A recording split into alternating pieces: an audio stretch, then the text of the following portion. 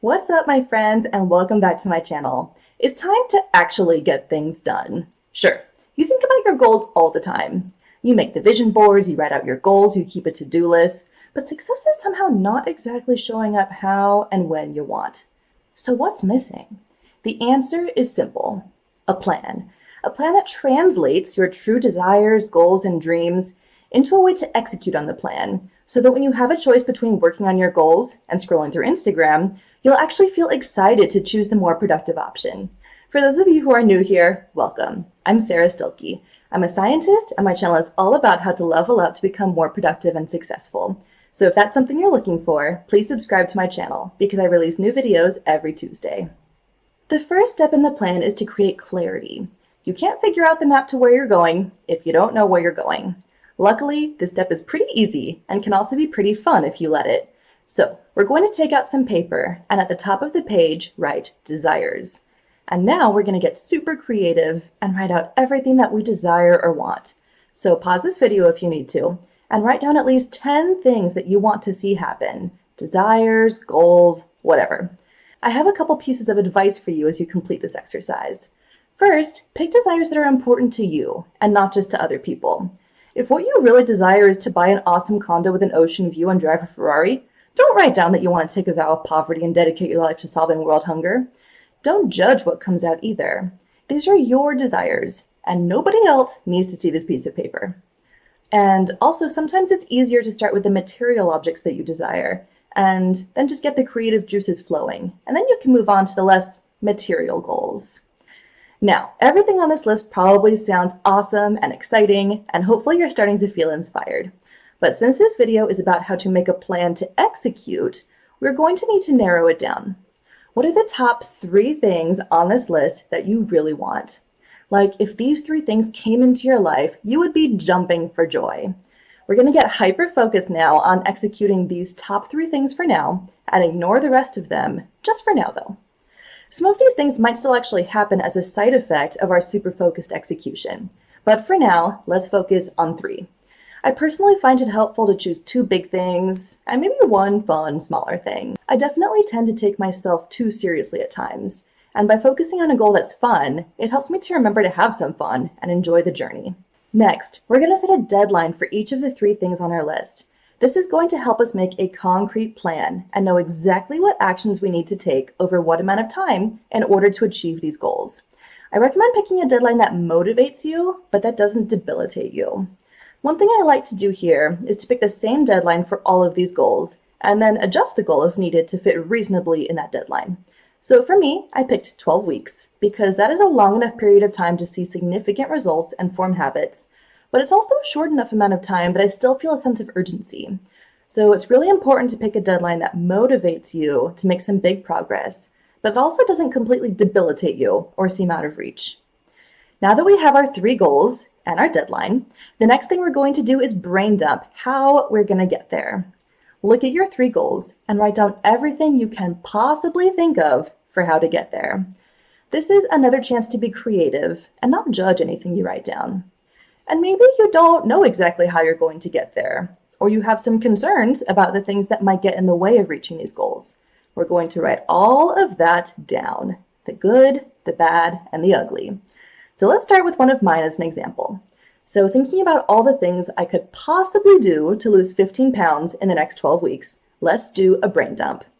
So as I'm doing my brain dump, I'm writing down some of the obvious things, like strength training 2 to 3 times a week, getting 10,000 steps a day, eating about 1,500 calories per day, and getting at least 8 hours of sleep a night. Hiring a personal trainer also comes to mind, as well as getting a massage once a month. Now, I'm not actually sure how much a personal trainer costs, or if that would be too expensive for me right now, but it's going on my list anyway, because this is not a time for judging, it's a time for brainstorming. I'm also writing down some of my concerns around this goal, like hanging out with certain people who I tend to overeat around, or getting too busy with work to work out. Whatever it is, it's going on the list. Awesome! So now we have this big list of things that will get us to our goals. But right now, it's just a big list. It's kind of overwhelming, and it doesn't exactly inspire us to take action. So the next thing we're going to do is turn this list into a super actionable plan.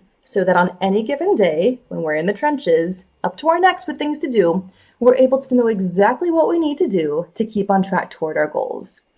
Over the years, I've experimented with a lot of different ways to do this that haven't worked.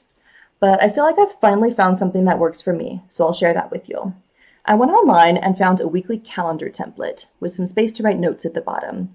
I've printed out one of these for every one of my 12 weeks, and I keep this piece of paper with me all the time to track my progress toward my goals.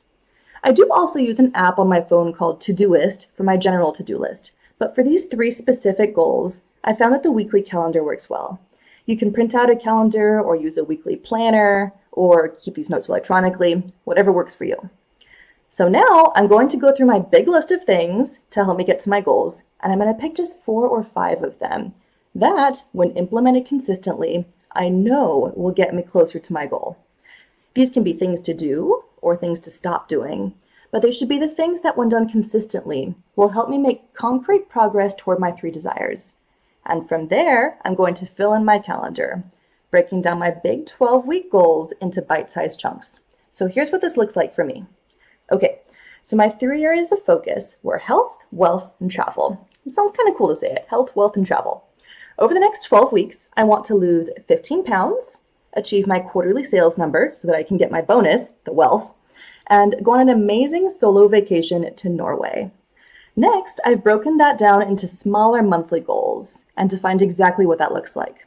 So in this month, I want to lose 4 pounds, achieve about 1/3 of my sales number, and plan the general itinerary for my Norway trip. Again, the 3rd goal is more fun, so it doesn't really need to be as structured as the others. Finally, I'll break down that monthly goal into weekly goals, as well as how often I'll do my 4 to 5 actions each week to get there. So here's what that would look like for me.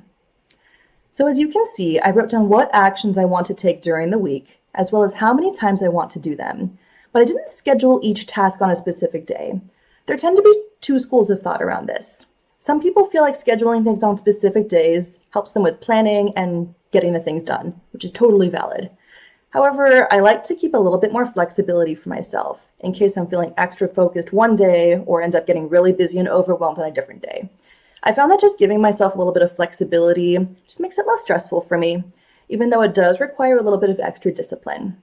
Again, you should just experiment with what works for you, and this is what works for me. My final piece of advice for this execution strategy is to score your week at the end of each week to see how you did.